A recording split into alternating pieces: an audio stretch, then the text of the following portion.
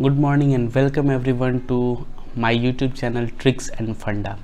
तो दोस्तों आज की इस वीडियो सेशन में हम देखने जा रहे हैं स्टाइकियोमेट्री 1 का ये थर्ड पार्ट है जिसमें हम फर्दर कुछ क्वेश्चंस करेंगे। ठीक है दोस्तों, जैसे कि आपने प्रीवियस वीडियो देखा था, अगर नहीं देखा तो आई टैप आ रहा उस वीडियो पे जाके आप देख सकते हो। उसमें हमने लास्ट कंसेप्ट जो देखा था वो पीओएसी पे देखा था और पीओएसी पे 2 क्वेश्चंस भी करे थे। ठीक है, अब हम आगे बढ़ते हैं, मूव ऑन करते हैं और हम देखते हैं फर्दर कुछ पीओएसी पे ही क्वेश्चंस। ठीक है, तो क्वेश्चन है कि 367.5 ग्राम ऑफ KClO3 जिसका मॉलिक्यूलर वेट अपना दे रखा है 122.5 when heated how many litres of oxygen gas is produced at STP। ठीक है, तो अगर हम बात करें कंसेप्ट जोन की, तो कंसेप्ट में पॉइंट जो दे रखा है वो ये है कि STP क्या होता है। ठीक है, तो STP का मतलब होता है, फुल फॉर्म होता है स्टैंडर्ड टेम्परेचर एंड प्रेशर, यानी कि ये एक फिक्स टेम्परेचर एंड प्रेशर का कंडीशन है, यानी कि टेम्परेचर भी इस कंडीशन में फिक्स होता है एंड अपना प्रेशर भी इस कंडीशन में फिक्स होता है। तो अगर टेम्परेचर की बात करें तो टेम्परेचर होता है अपना 0 डिग्री सेल्सियस, इसका मतलब है 273.15 केल्विन।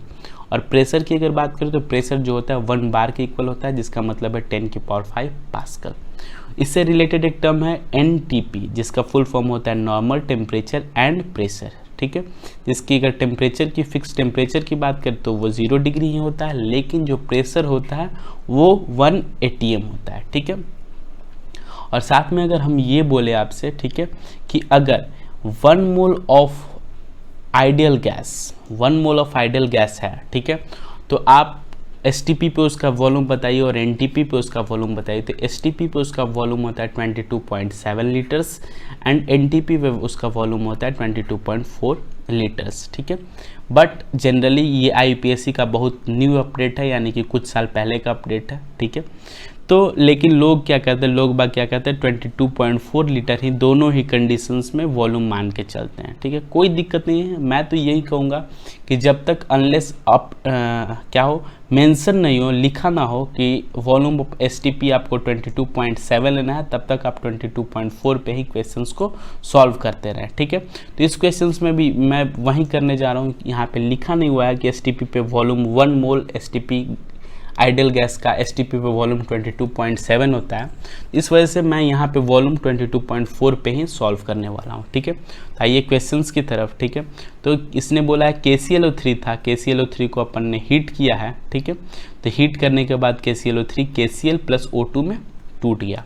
ठीक है, तो KClO3 KCl प्लस O2 में टूट गया, तो हम क्या कर रहे हैं, applying POAC for oxygen, oxygen के लिए POAC लगा रहे हैं। ठीक है, तो हम ये बोलेंगे कि moles of oxygen in KClO3, यानी कि रिएक्टेंट साइड में जितने भी ऑक्सीजन होंगे वो प्रोडक्ट साइड के ऑक्सीजन के बराबर होंगे। तो रिएक्टेंट साइड में ऑक्सीजन कहाँ से आ रहा है, KClO3 से आ रहा है, और प्रोडक्ट साइड में ऑक्सीजन कहाँ से आ रहा है, O2 से आ रहा है। तो हम ये बोलेंगे कि मोल्स ऑफ ऑक्सीजन जो KClO3 में जितने होंगे उतने ही मोल्स ऑक्सीजन होने चाहिए O2 में भी। ठीक है, और KClO3 में मोल्स ऑफ ऑक्सीजन आपको कैसे पता चलेगा, तो आप पहले मोल्स ऑफ KClO3 निकाल लो।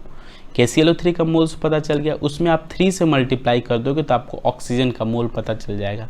तो 3 से हमने मल्टीप्लाई क्यों किया, क्योंकि एक KClO3 मॉलिक्यूल में 3 एटम हैं ऑक्सीजन के, 3 ऑक्सीजन्स के एटम है। ठीक है, सिमिलरली अगर हम O2 का मोल फाइंड आउट कर ले, ठीक है, यानी moles of O2 find out कर ले और उसमें अगर 2 से मल्टीप्लाई कर दे तो ओवरऑल ऑक्सीजन का मोल पता चल जाएगा। ठीक है, तो इस वजह से सबसे पहले जो चीज़ डेटा गिवन है उसका यूज कर लेते हैं। तो 3 इंटू मोल्स ऑफ KClO3 निकालने के लिए अपने पास गिवन डेटा क्या है, उसका गिवन मास था डिवाइडेड अपॉन मोलर मास है। ठीक है, तो मोल्स ऑफ KClO3 आ गया is equals to 2 into moles of O2 निकालने के लिए अपने पास कोई डाटा गिवन नहीं है। इस वजह से हम क्या कर रहे हैं, लेट कर रहे हैं, मान रहे हैं कि ऑक्सीजन का मोल्स जो होगा, ठीक है, वो किसके बराबर है, Bx, x के बराबर हम मान रहे हैं। ठीक है, यानी कि बेसिकली क्या हो गया 2 इंटू एक्स। अब इस x की वैल्यू फाइंड आउट करने के लिए हमने इसको सॉल्व किया, तो ये क्रॉस मल्टीप्लाई कर लो आप, 3 इंटू 367.5 डिवाइडेड अपॉन 122.5 इंटू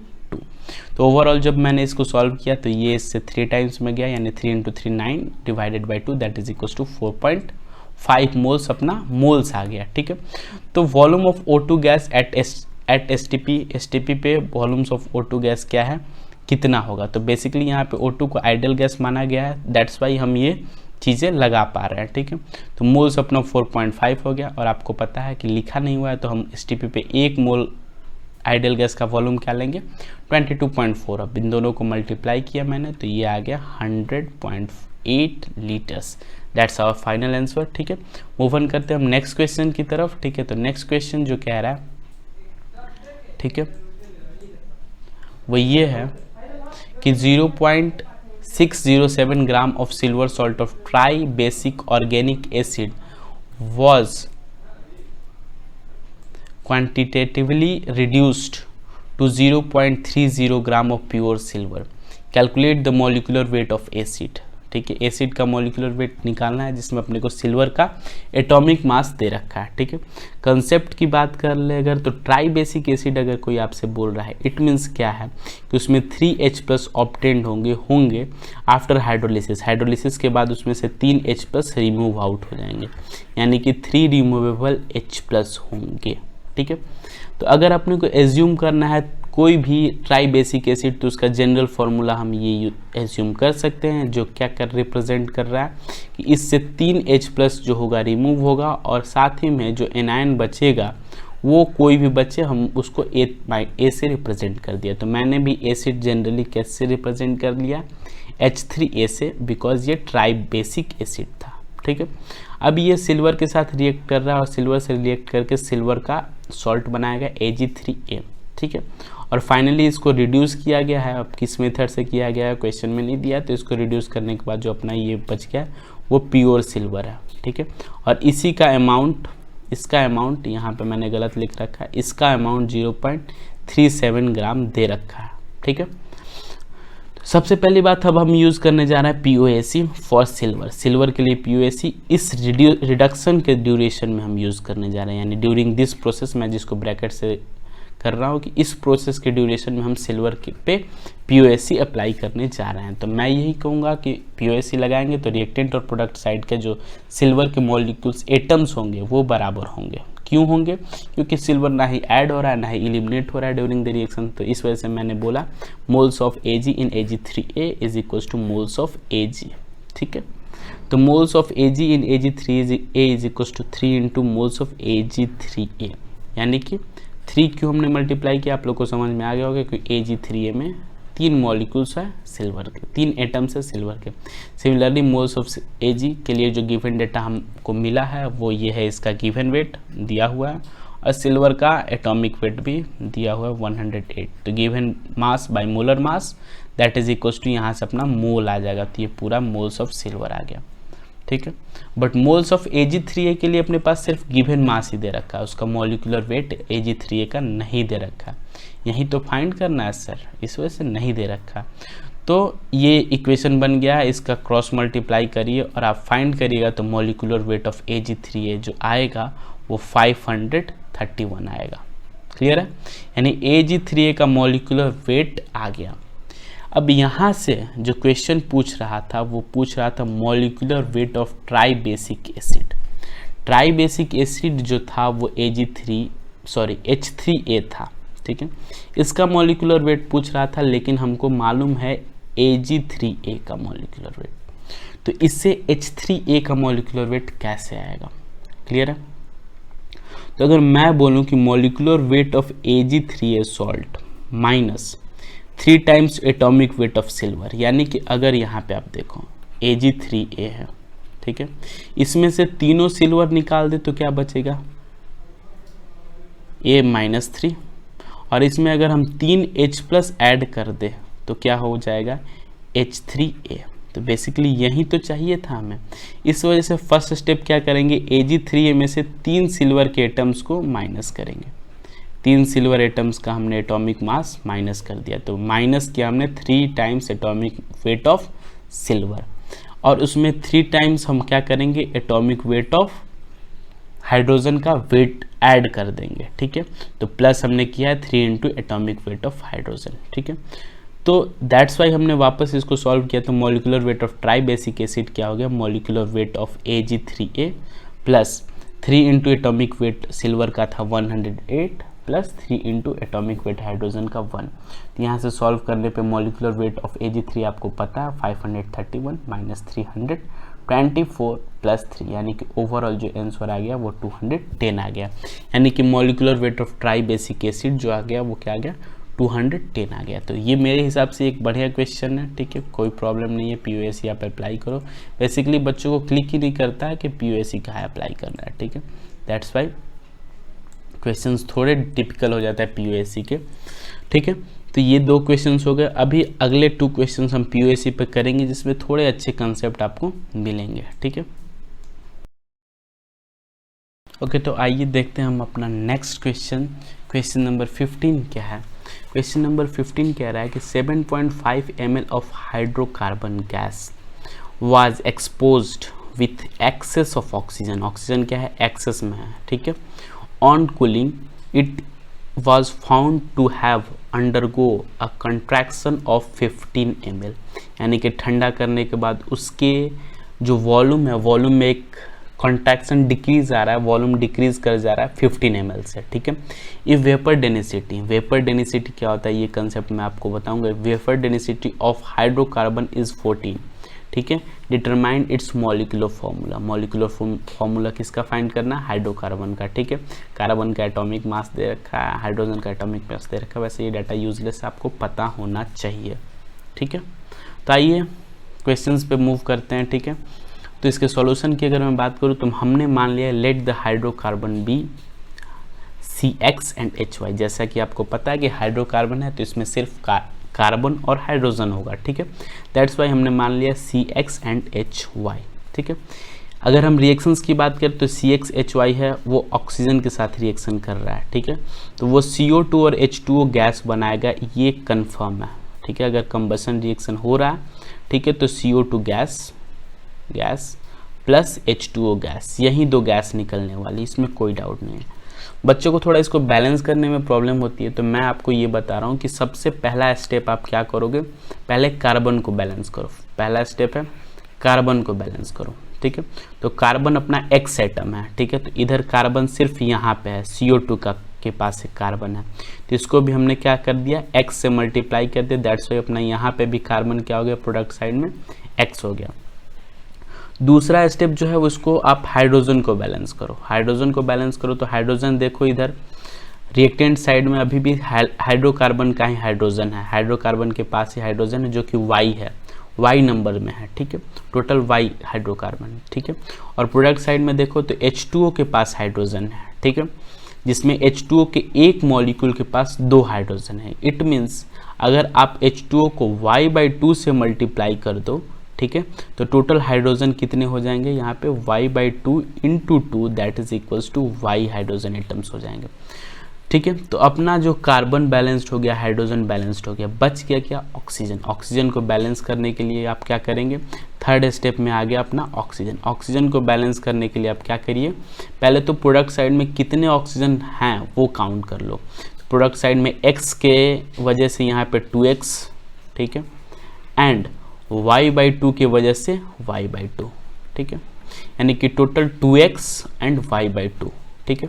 तो अगर इन दोनों में ये टोटल ऑक्सीजन के मॉलिक्यूल होगा, बट रिएक्टेंट साइड में जो ऑक्सीजन है वो O2 के फॉर्म में है, यानी कि इन दोनों में 2 से आप क्या करो, दोनों को ऐड करो, यानी कि 2X प्लस Y/2 को ऐड करो और 2 से डिवाइड लगा दो। क्यों 2 से डिवाइड लगा दो, क्योंकि यहाँ पे O2 के फॉर्म में ऑक्सीजन है, ठीक है। तो 2 से डिवाइड लगाने के बाद X plus Y/4, X plus Y/4 जो हो गया वो क्या हो गया, कोफिशिएंट ऑफ O2। तो फाइनली ये जो रिएक्शन हो गया बैलेंस्ड आउट हो गया, ठीक है। तो क्वेश्चन में दे रखा था कि 7.5 ml ऑफ हाइड्रोकार्बन, ठीक है। एक चीज़ मैं आपको बता दूं कि PV = nRT की अगर मैं बात करूं, ठीक है, तो अगर हम देखो आप PV = nRT, वैसे आपको मैं इस पे ज़्यादा डिस्कशन चाहता नहीं हूँ, ठीक है। अगर प्रेशर कांस्टेंट रहे, R कांस्टेंट ही और टेम्परेचर कांस्टेंट रहे तो वॉल्यूम और मोल का रेशियो सेम होता है। यानी कि अगर आप स्टाइक्योमेट्रिक कोफिशिएंट की अगर मैं बात करूँ, ठीक है, तो स्टाइक्योमेट्रिक कोफिशिएंट अभी तक आप क्या लगा रहे थे, मोल्स पे लगा रहे थे, आप वॉल्यूम पे भी लगा सकते हो, प्रोवाइडेड दैट सारे जो रिएक्टेंट्स और प्रोडक्ट्स होने चाहिए वो गैस के फॉर्म में होने चाहिए, तो कोई दिक्कत नहीं, आप वॉल्यूम पे भी लगा सकते हो, स्टोइकियोमेट्रिक रेशियो का यूज कर सकते हो, ठीक है। तो अभी आप देखो 7.5 ml ऑफ हाइड्रोकार्बन है, ठीक है, और फिर जो है वो क्या है, ये 7.5 इनिशियली था और इसको हम एक्सेस ऑफ ऑक्सीजन दे रहे हैं, ठीक है। तो फिर क्या हो रहा है, on cooling the volume contraction 15 ml का हो रहा है, ठीक है। तो एक चीज़ देखो, वॉल्यूम कंट्रैक्शन होने का मतलब क्या है कि वो इनिशियली चीज़ गैस था, अब क्या हो गया, सॉलिड हो गया, ठीक है। तो वॉल्यूम कंट्रैक्शन होने का मतलब यही है। तो आप ये देखो, वाटर जो है वो गैस है इनिशियली कंबशन के बाद, और अगर इसको ठंडा करेंगे तो ये आइस में कन्वर्ट होगा। तो ये जो वॉल्यूम का डिक्रीमेंट हो रहा है वो किसकी वजह से हो रहा है, H2O गैस की वजह से हो रहा है। इसका मतलब ये है कि जो रिएक्शन में जो वॉल्यूम ऑफ H2O था वो 15 ml था। क्यों? क्योंकि ठंडा करने पे 15 ml वॉल्यूम घट गया है। दैट्स वाई जो घटने वाला प्रोडक्ट क्वांटिटी होगा वो H2O के बराबर होगा, गैस के वॉल्यूम के बराबर होगा। दैट्स वाई ये H2O का वॉल्यूम हमें पता चल गया। वेपर डेंसिटी ऑफ हाइड्रोकार्बन 14 दे रखा है क्वेश्चंस में। क्वेश्चन में वेपर डेंसिटी हाइड्रोकार्बन का 14 दे रखा है, ठीक है। तो वेपर डेंसिटी क्या होता है, molecular weight of hydrocarbon by 2, यानी कि बेसिकली ये होता है क्या, रिलेटिव रेशियो होता है उसका molecular weight divided by molecular weight of H2, और H2 का मॉलिक्यूलर वेट तो आपको पता है 2, दैट्स वाई यहाँ पे कोफिशिएंट में 2 आ जाता है, ठीक है। तो वेपर डेंसिटी ऑफ हाइड्रोकार्बन क्या के करस्पॉन्डिंग अगर मैं बात करूं तो वेपर डेंसिटी ऑफ हाइड्रोकार्बन क्या हो जाएगा, molecular weight of hydrocarbon divided by 2, और क्वेश्चन में इसकी वैल्यू 14 दे रखी है। That's why molecular weight of hydrocarbon अपना जो आ गया वो 28 ग्राम आ गया, ठीक है। और अपना हाइड्रोकार्बन क्या था, CX एंड HY। तो अगर इसका मॉलिक्यूलर वेट 28 आया तो मॉलिक्यूलर वेट का कंट्रीब्यूशन अगर देखें तो कार्बन इंटू X, ठीक है, and hydrogen into Y।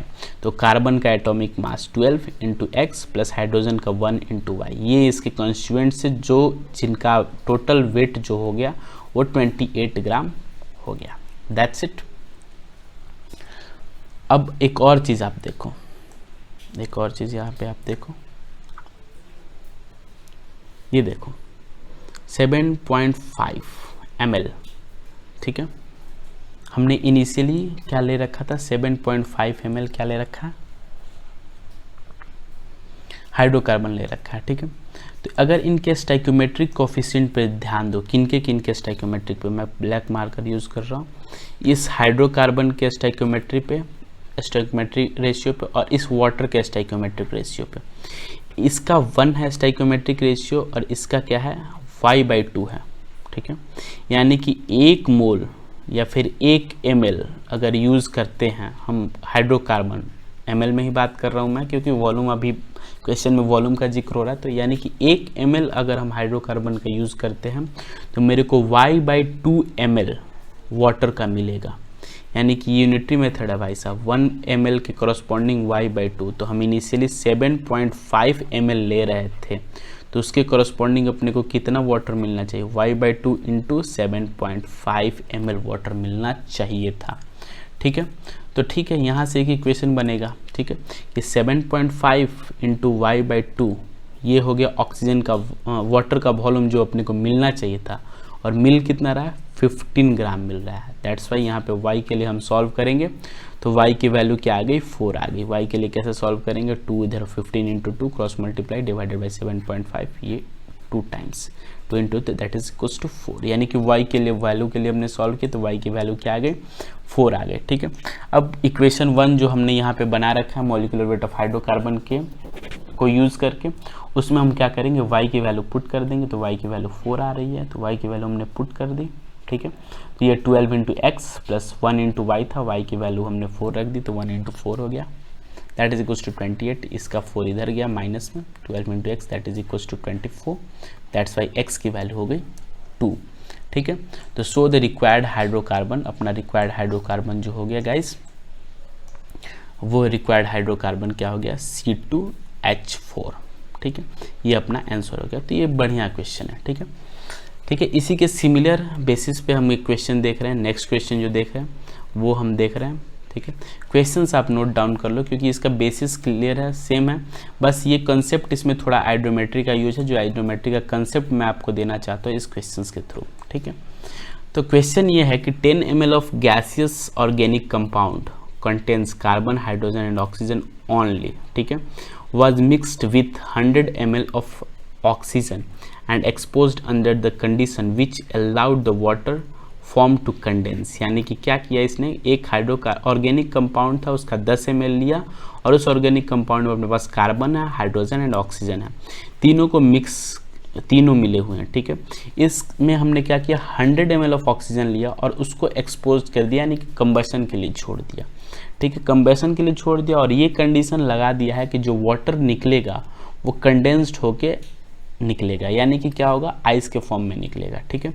The volume of gas after expansion was 90 ml, यानी कि एक चीज़ तो तय है कि ये जो वॉल्यूम ऑफ गैस है उसमें वाटर ऐड नहीं होगा, क्यों, क्योंकि हमने कंडीशन लगा रखा है कि वाटर कंडेंस होके निकल जाएगा, ठीक है। On treatment with potash solution, ठीक है। अब इस 90 ml ऑफ गैसियस मिक्सचर को हम जब पोटाश सॉल्यूशन के साथ क्या कर रहे हैं, ट्रीट कर रहे हैं, ए फर्दर कंट्रैक्शन ऑफ 20 ml, यानी कि इस मिक्सचर ऑफ सॉल्यूशन में 20 ml का कंट्रैक्शन आ रहा है in the volume are absorb, यानी कि इनिशियली ये 90 था, अब जो हो गया वो क्या हो गया, 70 हो गया। इनिशियली 90 ml आ रहा था, अब 70 ml हो गया। Given that vapour density of the compound is 23, compound का वेपर डेंसिटी 23 है, तो deduce the molecular formula, all the volume measurements were carried out under the same condition, और सारे वॉल्यूम्स जो है सेम कंडीशन यानी सेम टेम्परेचर एंड प्रेशर पे लिए गए हैं, ये डाटा दे रखा है। लेकिन क्वेश्चन में अपने को फाइंड क्या करना है, molecular weight of that organic compound. तो एक चीज़ आप देखो, ऑर्गेनिक कंपाउंड में कार्बन है, हाइड्रोजन एंड ऑक्सीजन है ओनली, यानी सिर्फ ये तीन चीज़ हैं, तो हमने मान लिया कि CX formula of organic compound is CXHY and OZ, ठीक है। इसके कॉरस्पॉन्डिंग जो रिएक्शन लिख रखा हमने CXHY एंड OZ के कॉरस्पॉन्डिंग वो ये लिख रखा O2 है, CO2 बनेगा, और कंबसन रिएक्शन है तो CO2 and O2 he, CO2 and H2O ही सिर्फ बनेगा, और यहाँ पे अब ये गैस नहीं होगा, अब ये लिक्विड के फॉर्म में होगा, क्योंकि हमने ऐसा कंडीशन लगा रखा है कि वाटर जो होगा वो कंडेंस्ड फॉर्म में आएगा, तो फिलहाल के लिए लिक्विड बन के आएगा। लेकिन सारे कंबसन रिएक्शन में ये लिक्विड बन के नहीं आता है, इस इंडिविजुअल रिएक्शन की मैं बात करूं तो ये लिक्विड बन के आएगा, क्योंकि हमने ऐसा क्वेश्चन में बोल रखा है कि हमने ऐसा कंडीशन लगा रखा है कि वाटर अपना क्या होगा, कंडेंस्ड होकर लिक्विड में आएगा, ठीक है। तो सबसे पहले तो बच्चों को परेशानी होने वाली बात, इस रिएक्शन को बैलेंस कैसे करें, ठीक है। तो पिछले वीडियो में बताया था स्टेप वाइज, चलिए पहला स्टेप कार्बन को बैलेंस करिए, तो कार्बन का यहाँ पे x मोल है, तो कार्बन यहाँ पे प्रोडक्ट साइड में सिर्फ CO2 के पास है, तो CO2 के आगे हमने x लगा दिया। सेकेंड स्टेप जो है वो आप हाइड्रोजन को बैलेंस करिए, ठीक है। तो हाइड्रोजन यहाँ पे y मोल है, और प्रोडक्ट साइड में हाइड्रोजन का कैरियर जो है, हाइड्रोजन जिसके पास है वो है वाटर, लेकिन एक मॉलिक्यूल वाटर में 2 हाइड्रोजन के एटम है, इस वजह से हम इसका कोफिशिएंट y/2 एडजस्ट किया है, क्योंकि y/2 × 2 क्या हो जाएगा, y हाइड्रोजन एटम आ जाएंगे। अब जो बच गया वो Z के लिए ऑक्सीजन में, यानी थर्ड स्टेप जो बच गया वो ऑक्सीजन के लिए जाएगा, ठीक है। तो आप पहले ऑक्सीजन काउंट करो, ठीक है। तो अगर हम प्रोडक्ट साइड में ऑक्सीजन काउंट करें तो 2x + y/2, दैट्स इट। और अगर रिएक्टेंट साइड में ऑक्सीजन काउंट करें तो Z है, ठीक है। यानी कि हमें क्या चाहिए, 2x, कितना ऑक्सीजन कम है रिएक्टेंट साइड में, that is 2x + y/2 - Z, ये टोटल अमाउंट ऑफ ऑक्सीजन है जो हमको चाहिए किस साइड में, रिएक्टेंट साइड में। लेकिन रिएक्टेंट साइड में जो ऑक्सीजन का कैरियर है वो है O2, ठीक है। दैट्स वाई O2 है, इस वजह से हमने इसको 2 से डिवाइड लगा दिया, ठीक है। तो 2 से ओवरऑल इस पूरे टर्म को डिवाइड लगाने पे ये क्या बन गया, x + y/4 - z/2, ठीक है। तो ये हो गया coefficient of O2। Basically balancing मैं आपको सिखाना नहीं चाहता, बट लोगों को थोड़ी प्रॉब्लम होती है, इस वजह से मैं अभी यहाँ पे बैलेंसिंग का वापस से मैंने थोड़ा ब्रीफ कर दिया, ठीक है। तो क्वेश्चन के अकॉर्डिंग क्या था कि after expansion volume of gas 90 ml था, ठीक है। तो 90 ml वॉल्यूम किस किस का होगा, वॉल्यूम ऑफ CO2 होगा and volume of untreated unreacted O2। क्यों, क्योंकि यहाँ पे ऑक्सीजन हमने 100 ml ले रखा है, लेकिन ये तो कंफर्म इसने नहीं बताया कि 100 का 100 ml सारा कंज्यूम हो गया, सारा रिएक्ट कर गया, ऐसा भी क्वेश्चन ने नहीं लिख रखा है। दैट्स वाई मैं बोल रहा हूँ कि जो भी एयर बच गया है वो कौन कौन सा है, या तो CO2 होगा, CO2 और O2 का कॉम्बिनेशन होगा, यानी कि जो CO2 रिएक्टेंट में निकला वो, और जो O2 अनट्रीटेड रह गया वो। तो on treatment with KOH solution volume reduced is equal to 20 ml। ये हो गया अपना स्टार पॉइंट, जिस पे हम अभी थोड़ा डिस्कशन करेंगे, ठीक है, तो देखते हैं इसका मतलब क्या है। यानी कि KOH सॉल्यूशन में जो है अपना 20 ml जो वॉल्यूम है वो रिड्यूस्ड हो गया।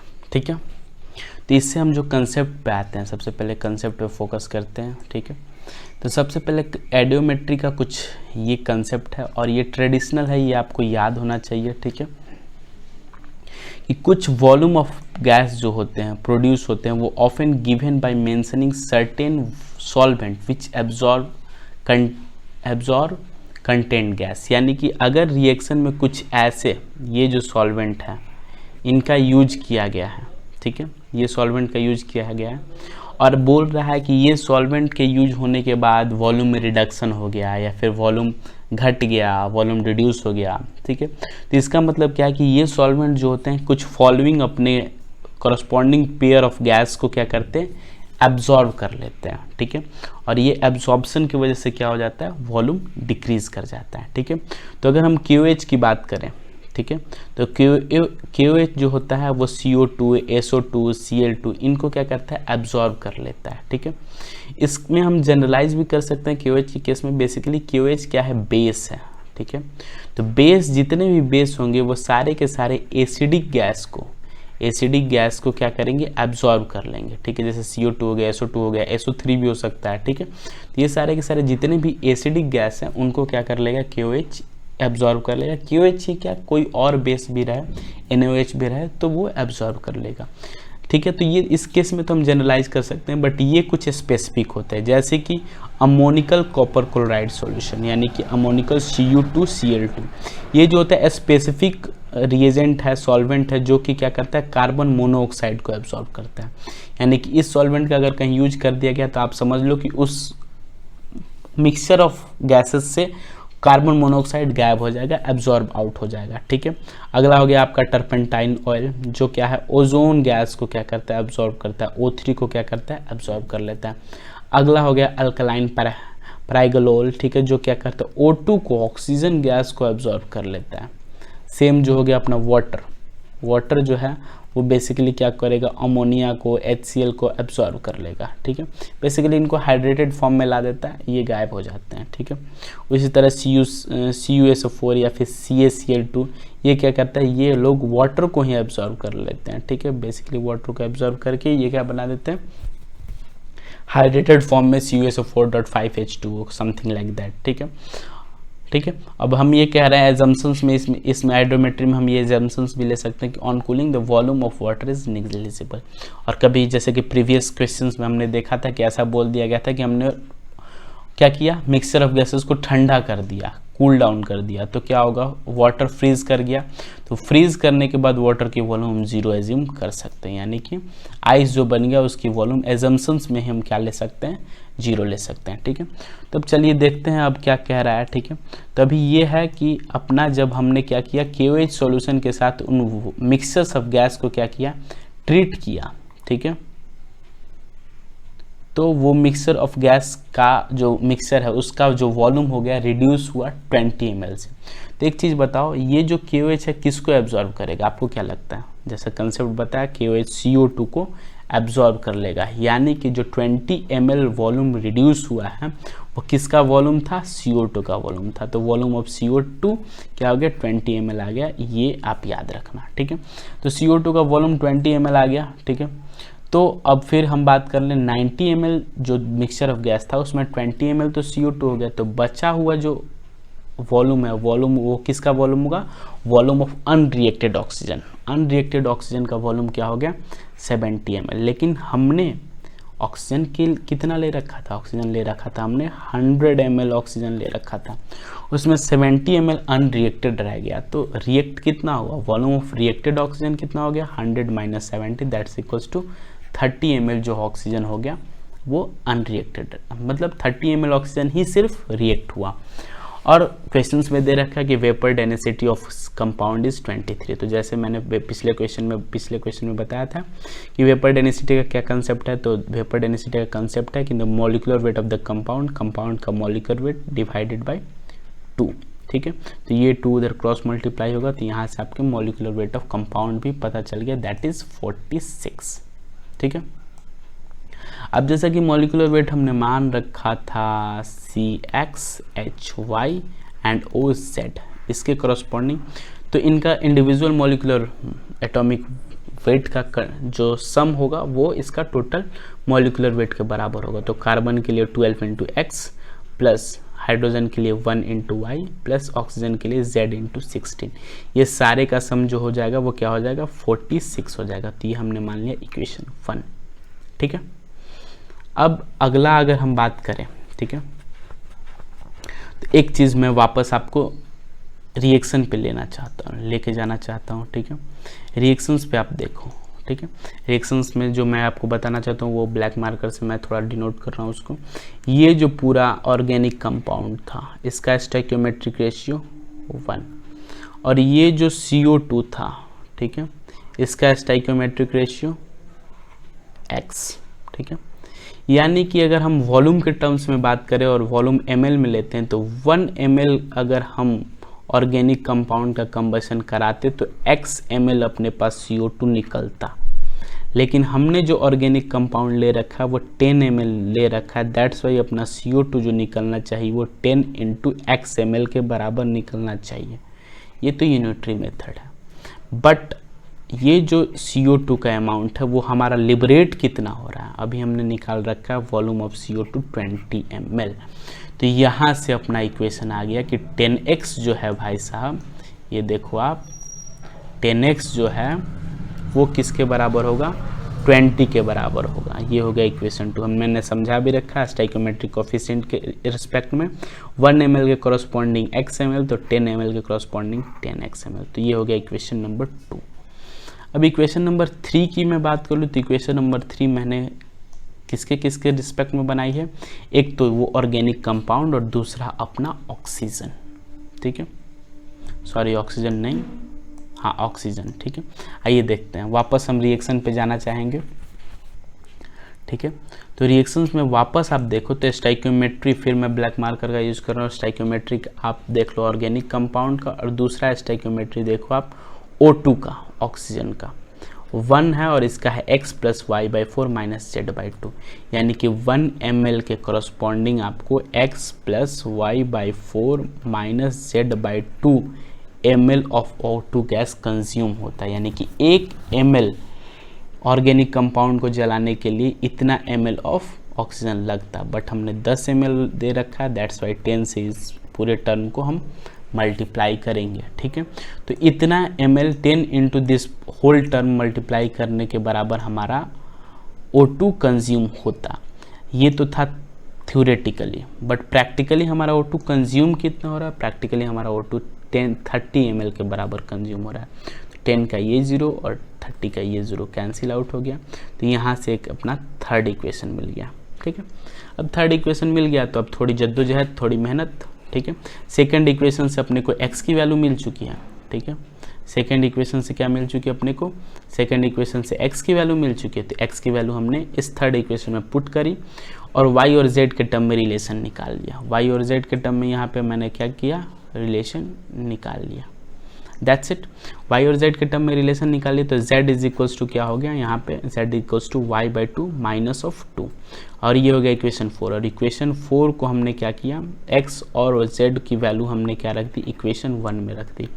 तो x की वैल्यू अपनी 2 आई थी और y की वैल्यू वैसे ही रखनी है और z की वैल्यू क्या पुट करनी है, इक्वेशन 4 से y/2 - 2 × 16। इसको सॉल्व किया तो यहाँ से जो अपना y का जो वैल्यू निकल के आया, y का वैल्यू निकल के आया 6। आप यहाँ पे सॉल्व करके देखना, y की वैल्यू निकल के आई 6, x की वैल्यू मैं इनिशियली 2 निकाल चुका हूँ और फिर इक्वेशन नंबर 4 का यूज़ करके z = y/2 - 2 का यूज़ करके 6/2 दैट इज इक्वल टू 3 - 1, यहाँ पे 1 आ गया, यानी कि z की वैल्यू क्या आ गई, 1 आ गई।